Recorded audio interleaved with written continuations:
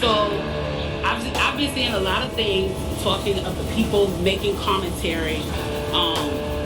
Interestingly enough, the ones I've noticed that have been making the commentary are wealthy black people making the commentary about we should not be rioting, we should not be looting, we should not be tearing up our own communities.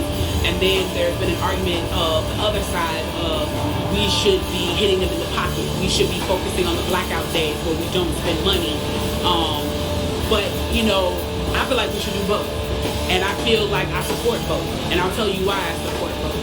I support both because when you have a civil unrest like this, there are three types of people in the streets. There are the protesters, there are the rioters, and there are the looters.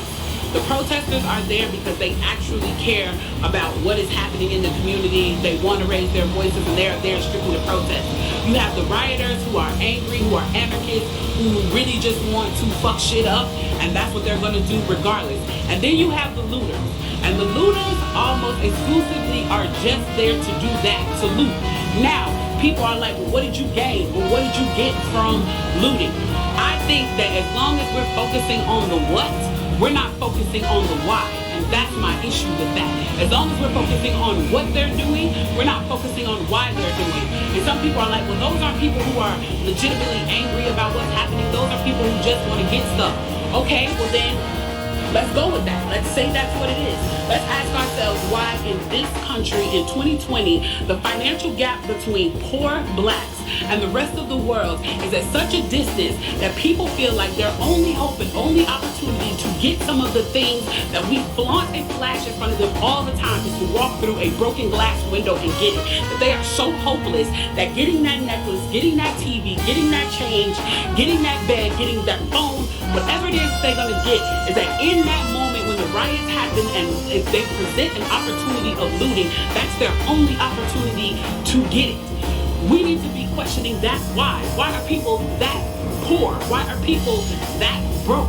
Why are people that food insecure, that clothing insecure, that they feel like their only shot, that they are shooting their shot by walking through a broken glass window to get what they need? And then people want to talk about, well, there's plenty of people who pulled themselves up by their bootstraps and got it on their own.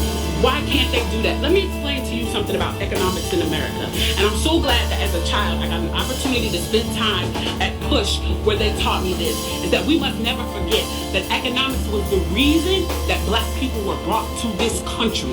We came to do the agricultural work in the South and the textile work in the North. Do you understand that? That's what we came to do.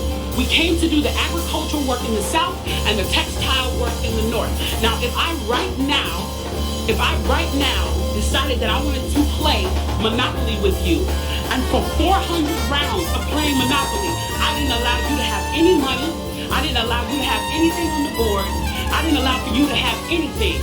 And then we played another 50 rounds of Monopoly, and everything that you gained and you earned while you were playing that round of Monopoly was taken from you. That was Tulsa.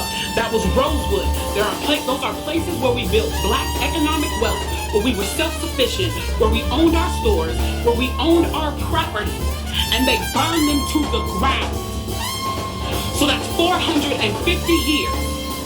So for 400 rounds of Monopoly, you don't get to play at all. Not only do you not get to play, you have to play on the behalf of the person that you're playing against. You have to play and make money and earn wealth for them, and then you have to turn it over to them. So then for 50 years, you finally get a little bit and you're allowed to play, and every time that they don't like the way that you're playing, or that you're catching up, or that you're doing something to be self-sufficient, they burn your game. They burn your cards. They burn your Monopoly money. And then, finally, at the release and the onset of that, they allow you to play and they say, okay, now you catch up. Now, at this point, the only way you're going to catch up in the game is if the person shares the wealth, correct? But what if every time you share the wealth, then there's psychological warfare against you to say, oh, you're an equal opportunity higher. So if I played 400 rounds of Monopoly with you and I had to play and give you every dime that I made, and then for 50 years, every time that I played, and you didn't like what I did, you got to burn it like they did in Tulsa and like they did in Rosewood. How can you win? How can you win? You can't win. The game is fixed. So when they say, why do you burn down the community? Why do you burn down your own neighborhood? It's not ours. We don't own anything. We don't own anything. Trevor Noah said it so beautifully last night. There's a social contract that we all have. That if you steal or if I steal, then the person who is the authority comes in and they fix the situation. But the person who fixes the situation is killing us.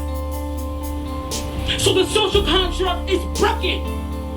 And if the social contract is broken, why the fuck do I give a shit about burning the fucking Football Hall of Fame, about burning a fucking Target? You broke the contract when you killed us in the streets and didn't give a fuck. You broke the contract when for 400 years we played your game and built your wealth.